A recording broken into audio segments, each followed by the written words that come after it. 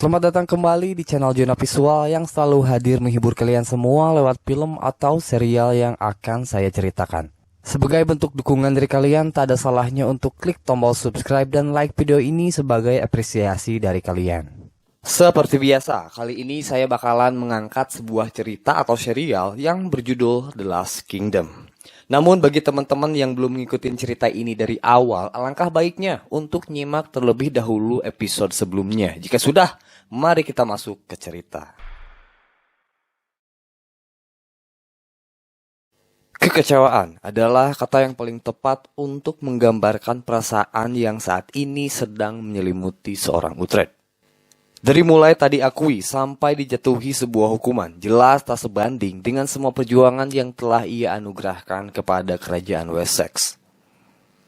Yang kemudian menjadi alasan mengapa Uhtred dan Leofric berencana untuk pergi melakukan penjarahan.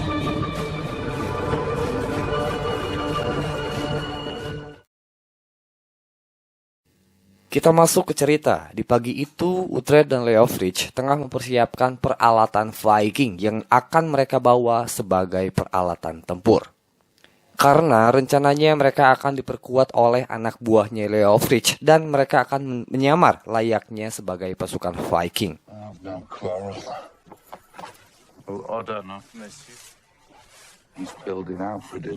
Setelah itu, mereka terlebih dahulu menikmati makan pagi, namun perhatian kita di sini tertuju kepada amarah seorang Mildred.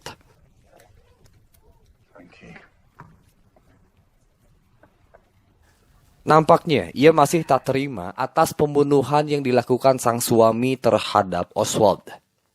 Hanya itu, Mildred yang dikenal sebagai wanita religius tak sepaham dengan prinsip sang suami yang hingga kini kian membenci ajaran agama Kristen. Itu, selama sesi santap makan berlangsung, pasangan suami istri ini tak hentinya beradu mulut hingga membuat Leofric tak enak hati menyaksikan kedua orang tersebut bertengkar. And gone where? When do come calling, that's what you'll tell them. Oh God! We all fall to our knees before God. Keesokan harinya, sebelum Uhtred pergi dalam waktu 1 minggu ke depan, ia tak lupa untuk menghabiskan waktunya bersama sang anak dan berpamitan kepada sang istri. Ia mengutarakan bahwa tujuan dari perjalanan ini tak lain adalah untuk mencari harta yang dapat melunasi hutang-hutangnya kepada gereja. Lalu, berhubung semua prajurit yang terlibat dalam perjalanan ini telah berkumpul, Uhtred bersiap-siap dan mereka pun memulai perjalanannya.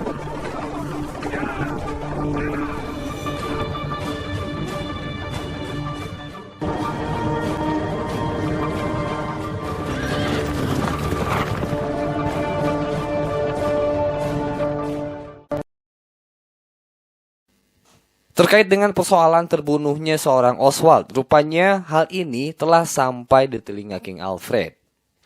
Istri dari Oswald melaporkan kasus tersebut kepada seorang pendeta dan di hari itu juga sampai di telinga King Alfred.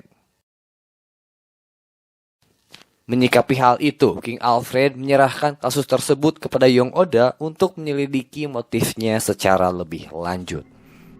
Would you like me to... It is not your place. Oda, you shall investigate the...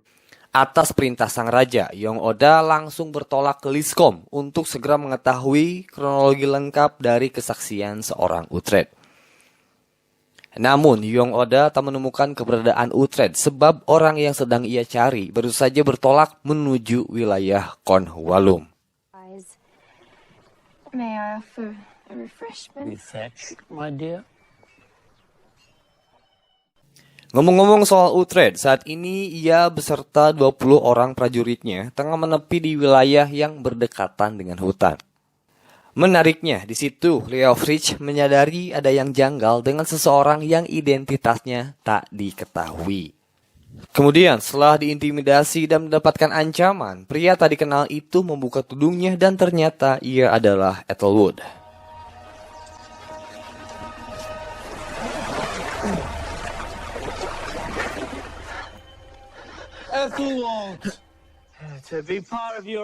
Ethelwood sepertinya sangat berkeinginan untuk terlibat di dalam ekspedisi kecil tersebut. Our male and tend to the horses. Malam harinya, Uhtred dan kawan-kawan duduk bersama mendiskusikan tata letak wilayah yang akan dijadikan sebagai target penjarahan mereka. Ethelwood, Cornwallum bukan termasuk bagian dari kerajaan Wessex yang letaknya dibatasi oleh Sungai Panjang. Wilayah Cornwallum sendiri diduduki oleh beberapa kerajaan kecil yang dikuasai oleh masing-masing raja. Do they have a king? More than one. We are Danes. I want to be blooded in battle.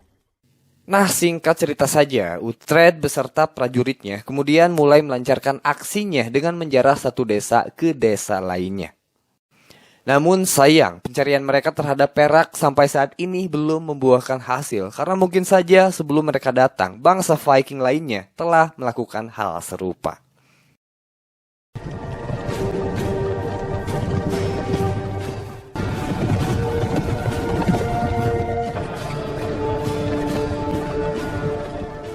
Dari satu desa ke desa lainnya, Uhtred dan kawan-kawan masih terus mencoba untuk mendapatkan apa yang menjadi titik utama pencarian mereka.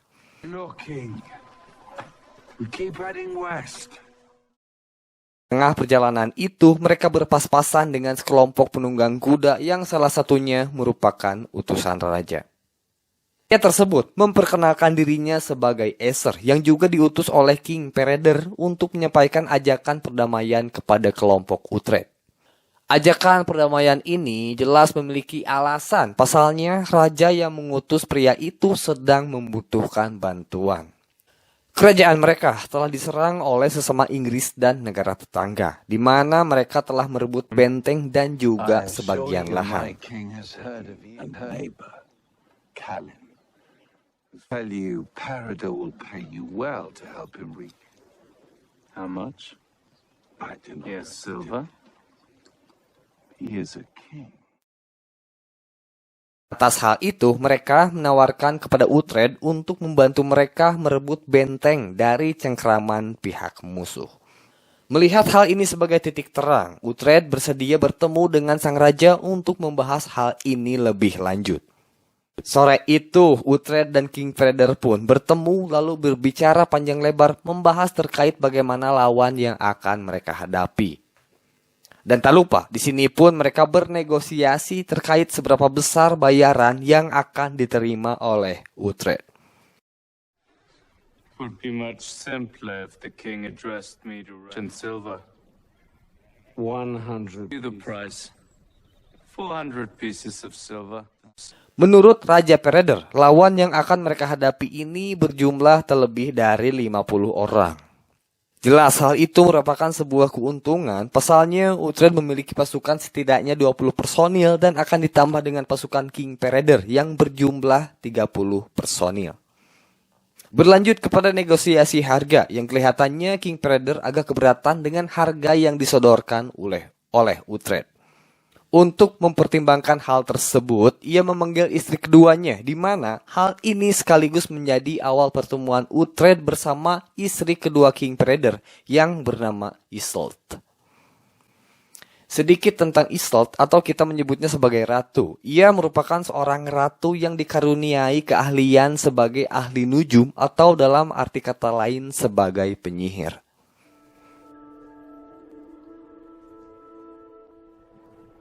And what will he do for the king? Konon katanya, anugerah yang dimiliki oleh sang ratu satu ini dapat menghilang begitu saja apabila ia menghilangkan keperawanannya. Balik ke pembahasan sebelumnya, Isolde melihat bahwa kerjasama ini merupakan langkah tepat bagi sang raja untuk mengembalikan seluruh kepemilikan yang telah direbut oleh pihak musuh. Akan tetapi, selama pembicaraan berlangsung terlihat bagaimana Uhtred memandangi sang ratu seakan seluruh perhatiannya hanya tertuju kepada wanita tersebut. He is the one.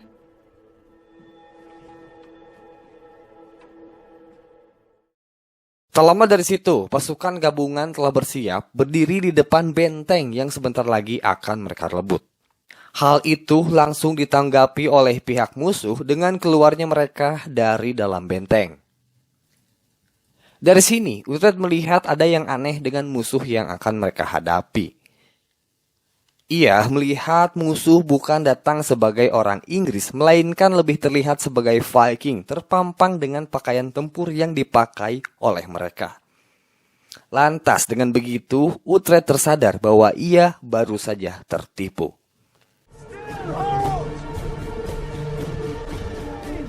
What do you care?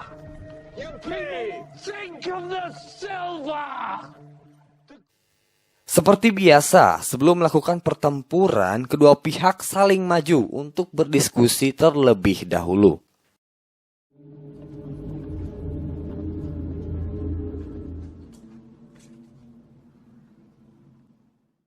Pemimpin dari pihak musuh memperkenalkan dirinya sebagai Skorpa yang dikenal oleh Uhtred sebagai kelompok penunggang kuda putih.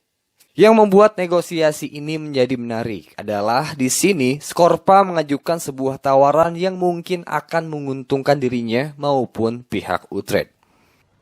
And it would be best for us both. No.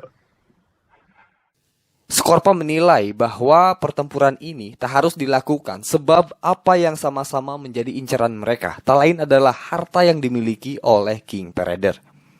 Maka dari itu, keduanya pun akhirnya bersepakat untuk menyerang King Peredur secara bersama-sama dan kemudian membagi hartanya secara rata. Uhtred mundur ke belakang, memulai skenarionya dengan berpura-pura menyerukan gendera perang kepada pasukan yang berdiri di belakang. Setelahnya kita lihat sendiri, King Peredur dan 30 orang pasukannya sama sekali tak bisa berkutik apalagi menghadapi dua kekuatan Viking sekaligus.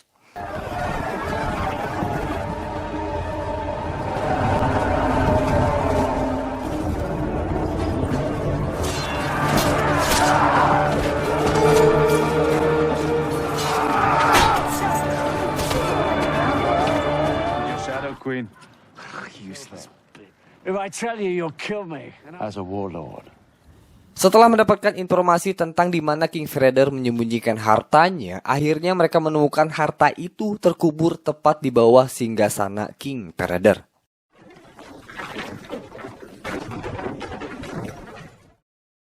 Tetapi di sini Uhtred dihadapkan dengan persoalan lain sebab Skorpa tak bersedia apabila harus membagi dua harta tersebut.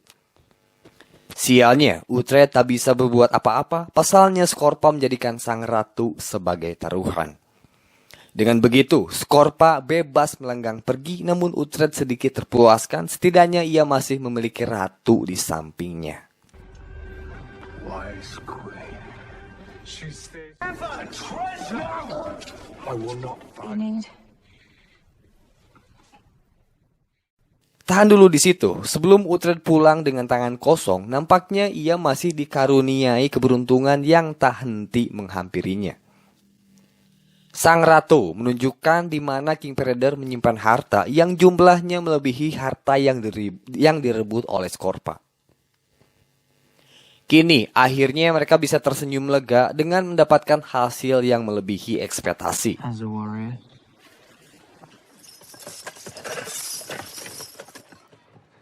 It's a holy cross. It's a holy cross. Terlebih, Uhtred dapat segera melunasi hutang-hutangnya. Ditambah, ia membawa pulang seorang wanita cantik yang nampaknya membuat hatinya terjatuh.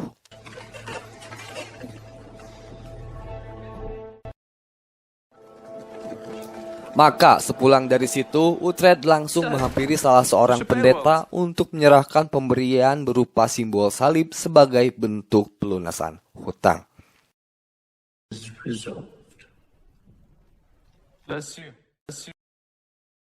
Setelah itu, Uhtred kembali ke rumah dengan membawa Ratu Isolde di belakangnya. Jelas keberadaan sang ratu mendapatkan penolakan karena merupakan hal yang tak wajar apabila seorang suami membawa wanita lain ke dalam rumah. Menyadari hubungan rumah tangganya kian memburuk, Mildred kemudian menentukan sebuah keputusan bahwa ia berencana akan pergi untuk kembali bersama keluarga lamanya.